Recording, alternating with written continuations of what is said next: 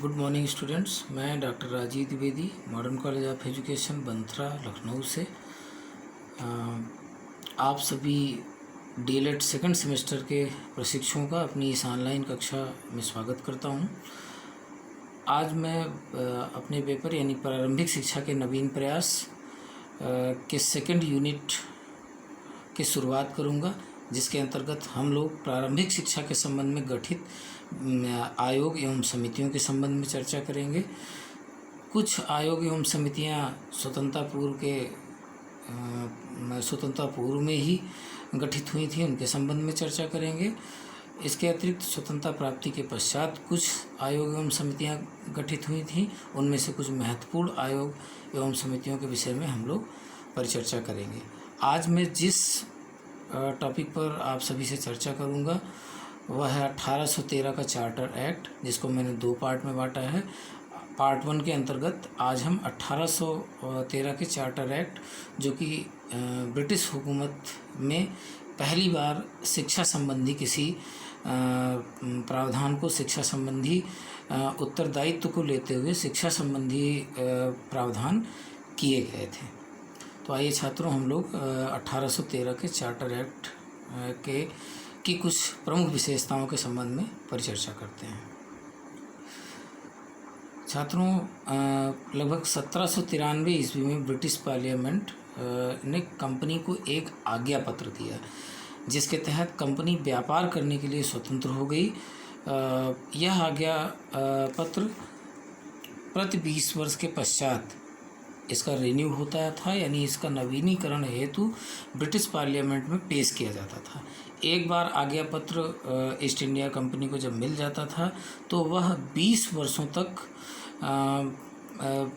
व्यापार करने के लिए स्वतंत्र हो जाती थी। 1793 ईस्वी में जब आज्ञा पत्र आया और उसके नवीनीकरण के लिए ब्रिटिश पार्लियामेंट में प्रस्तुत किया गया, तब वहाँ के तत्कालीन सांसद रॉबर्ट लिवरफोर्स ने चार्ल्स ग्रांट और ईसाई मिशनरियों का समर्थन किया। उसमें यह प्रावधान किया, यानी 1793 का जो charter act east India company के लिए ब्रिटिश पार्लियामेंट में पास हुआ था, उसमें लिवरफोर्स ने चार्ल्स ग्रांट और ईसाई मिशनरियों के लिए यह प्रावधान किया था कि यूरोपीय ईसाई मिशनरी भारत में आवागमन के लिए प्रतिबंधित न रहें। ईसाई मिशनरी भारत में जाकर के वहाँ ईसाई शिक्षा का प्रचार प्रसार कर सकते हैं। इसके लिए उन्हें पार्लियामेंट से विशेष छूट मिलनी चाहिए। रॉबर्ट लिवरफोर्स के इस विचार का विरोध उस टाइम के उनके सहयोगी रहे रेंडल जैक्सन ने किया। रेंडल जैक्सन का प्रस्ताव था कि इस प्रकार के प्रस्तावों को नामंजूर किया जाना चाहिए, किंतु रेंडल जैक्सन के विरोध में चार्ल्स ग्रांट और ईसाई मिशनरी सामने आ गए और शिक्षा ईसाई धर्म पर आधारित हो, इसके लिए छूट की मांग करते रहे। 1793 ईस्वी से लगभग 20 वर्षों तक यह संघर्ष चलता रहा और जब 1813 ईस्वी में कंपनी द्वारा पुनः ब्रिटिश पार्लियामेंट में चार्टर एक्ट के रिन्यू के लिए, यानी नवीनीकरण के लिए आज्ञा प्राप्त करने का प्रयास किया गया, तो भारी संख्या में ब्रिटिश पार्लियामेंट के सदस्यों ने इसे स्वीकृति देते हुए रॉबर्ट लिवरफोर्स के विचारों को स्वीकृति दी और आज्ञा पत्र में निम्नलिखित 3 धाराएं जोड़ी गई। नंबर 1, किसी भी यूरोपीय देश की मिशनरियों को भारत में प्रवेश करने और वहाँ ईसाई धर्म एवं अंग्रेजी शिक्षा के प्रचार प्रसार करने की छूट होगी। यहाँ विशेष ध्यान दिया जाएगा कि भारतीय शिक्षा का आधार यूरोपीय पद्धति हो। इसके अलावा सेकंड जो बात कही गई थी वह थी कि ईस्ट इंडिया कंपनी को यह आज्ञा दिया गया कि वह अपने जो प्रशासित प्रदेश थे उनमें ईसाई मिशनरियों के रहने की व्यवस्था अथवा विद्यालयों आदि की स्थापना करने की व्यवस्था करे और शिक्षा के प्रचार प्रसार में पूरी तरह से सहयोग करे।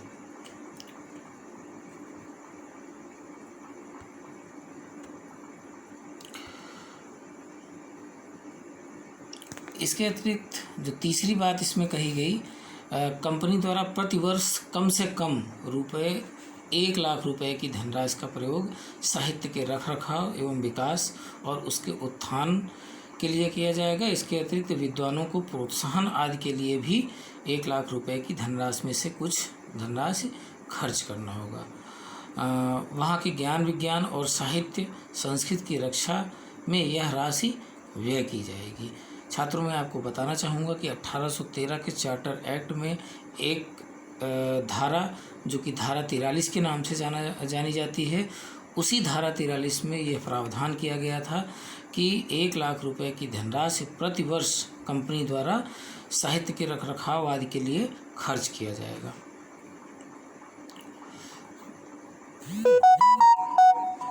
1813 के इस आज्ञा पत्र की में अस्पष्टता के कारण जो लोगों का विरोधाभास था वह बढ़ गया। कुछ विद्वान साहित्य अथवा विद्वानों का अर्थ पाश्चात्य विद्वानों और साहित्य से जोड़ रहे थे, तो कुछ विद्वानों का अर्थ भारतीय विद्वानों और साहित्य से जोड़ रहे थे, जिस पर 1 लाख रुपए की धनराशि खर्च की जानी थी। अतः कुछ विद्वान साहित्य से अर्थ भारतीय साहित्य से ले रहे थे और कुछ पाश्चात्य साहित्य से ले रहे थे। भारतीय साहित्य के विषय में भिन्न भिन्न मत थे। कुछ संस्कृत, हिंदी, अरबी और फारसी साहित्य को जोड़ रहे थे और कुछ भारतीय भाषाओं के साहित्य से जोड़ रहे थे। इसके विपरीत कुछ सदस्य साहित्य से अर्थ लैटिन और अंग्रेजी साहित्य से ले रहे थे। भारतीय विद्वानों का अर्थ भी भिन्न भिन्न रूप से लिया जा रहा था। इस प्रकार एक प्रकार का विवाद उत्पन्न हो गया। 1 लाख रुपए की धनराशि जो खर्च की जानी है वह किसके मद में खर्च किया जाए, इस बात को लेकर के विवाद उत्पन्न हो गया। और यह विवाद ब्रिटिश पार्लियामेंट में ही नहीं अपितु भारत में भी उत्पन्न हो गया, जिसके कारण भारत भी 2 खेमों में बंट गया। एक खेमे को प्राचीनवादी यानी प्राच्यवादी कहा गया और दूसरे खेमे को पाश्चात्यवादी कहा गया। दोनों के विरोध का स्वर एक समान था। दोनों मत के गुट अपने अपने तरह से 1813 का आज्ञा पत्र की व्याख्या कर रहे थे। तो छात्रों, आज हम लोगों ने अपने इस पार्ट 1 वीडियो 1813 के चार्टर एक्ट से के संबंधित पार्ट 1 वीडियो में 1813 के चार्टर एक्ट के संबंध में एक सामान्य परिचय प्राप्त किया।